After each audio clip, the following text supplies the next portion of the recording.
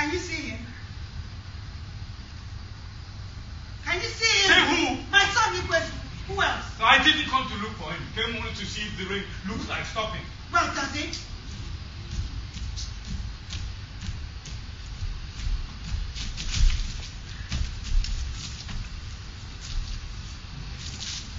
It was time he was back. He went hours and hours ago. He knows the way. He's a grown-up man with a wife. If you had any good in you, you'd go out and look for him. Oh, and catch my death of crimes? Not likely. And anyway, what's preventing you from going? I want to be here when he gives me the news. I don't want to drop down dead out in the open. Then the older you get, the more of a fraud you become. Every day for the past 10 years you have done nothing but swear that your son was dead in the marshes. And now you sit there like a crow and tell me that you're waiting to hear news about him. I know he's dead. And so what do you want to go to I tell want you? I want to ask. He shouldn't have rushed up like that. Dashed off like a madman before anyone could ask him a thing. Before anyone could ask him what? Oh, you're always trying to make me a liar. I don't have to make you one. Front face. Jumped in front and rushed up before I could ask him a thing. And to think he could have found him after all. To think he could have found him in the city. The dead men don't go to the city. They go to hell. I know one dead man who is sitting right here instead of quietly going to hell. Look who's calling who now. You're so useless now that it takes you nearly a whole week to make one basket. Yeah, well. To think of it, you don't even got your own brush.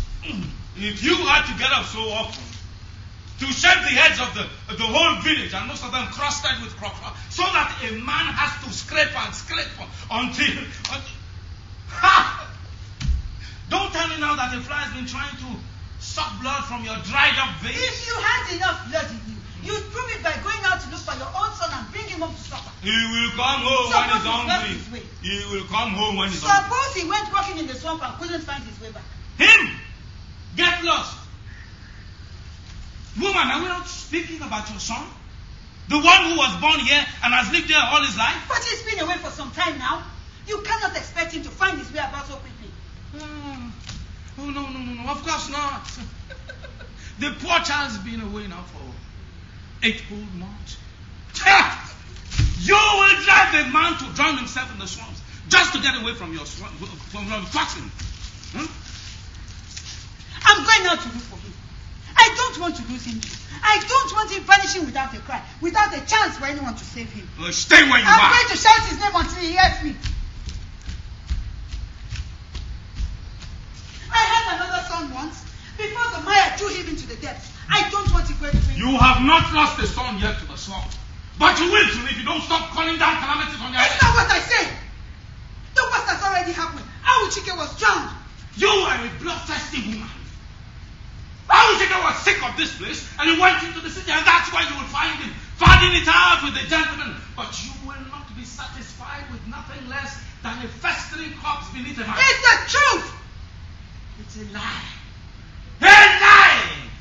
Why do young men go into the big town to try their hands at making money, and only some of them send word about their folks? Once in a while. You will see. When Awuchike returns, you'll find that he never saw a trace of him. And so if you didn't, the city is a big place. You could live there all your life and never meet half the people in it. They are twins! Ha! Guess whose birth would have brought them together, even if they were living at opposite ends of the town? But nobody ever saw him. Nobody ever heard of him. And yet nobody? Did you say nobody? No one that really knew him. No one that could swear it was him. Nobody that knew him. What a woman you are for deceiving yourself. No one knows. No one but the swamp can tell. The serpent of the swamp that lurks beneath the slough. I beg you, the swamp, the serpent can... Oh. You will make me voice a sacrilege before I can stop my tongue. The traders came. They came one year. They came the next. They looked at Igwezu and they asked, has he a twin? Has he a twin brother who lives in the town? There are many people who look alike. Why? I will not perform the death rites for a son that I know to be living. If you fell for him like a true father, you know he was dead. But you have no feelings at all. Anyone would think they weren't your own flesh and blood. Well, I only have your own word for that. You always did have a dirty tongue. Well, the land was big and wide, Alu. I knew you were up and out by yourself, digging for crabs. all those shifty-eyed traders who came hunting for crocodile skins. Now, are we sure that they didn't take your own skin with them, you old crocodile? And if they did... What up to them? They couldn't have minded much which skin you're asking to have your head split and the wind let out of it. And I'll do it for you. And to think that... No. Alu. But you know I didn't mean a word of that. There was no woman anywhere more faithful than you, Alu. Huh? And I never had a moment of worry in the whole of my life. Alu.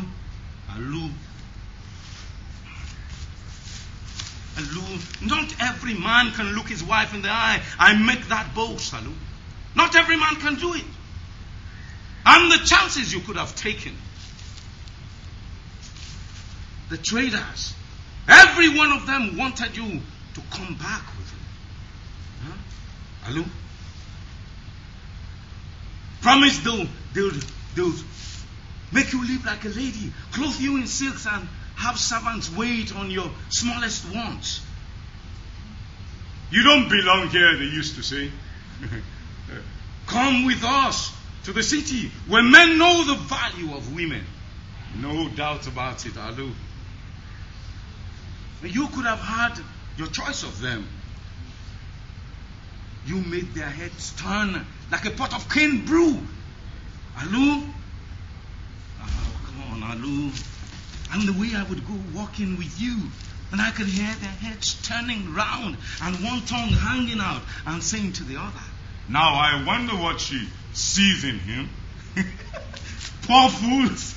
If only they could see me. If only they just see me take you out into the mangroves, and I so strong that I'll make you gripe and sweat and sink your teeth into my cheeks. Yeah? You were always one for boasting. Oh, and your eyes shut so tight that I thought the skin would tear itself.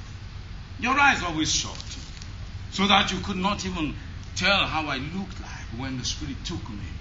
And I waxed as hot as the devil himself. Be quiet. And you weren't afraid of the swamp then. And you could walk across it day and night, and even go to sleep in the middle of it.